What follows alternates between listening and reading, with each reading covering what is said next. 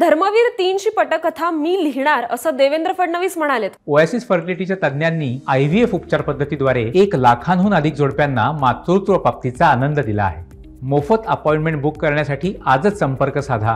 Dharmaveer 3 cinema सत्य घटनेवर आधारित असेल। धर्मवीर 1 प्रमाणे धर्मवीर 2 हा सिनेमाही लोकांना आवडेल असं फडणवीसांनी म्हटलंय।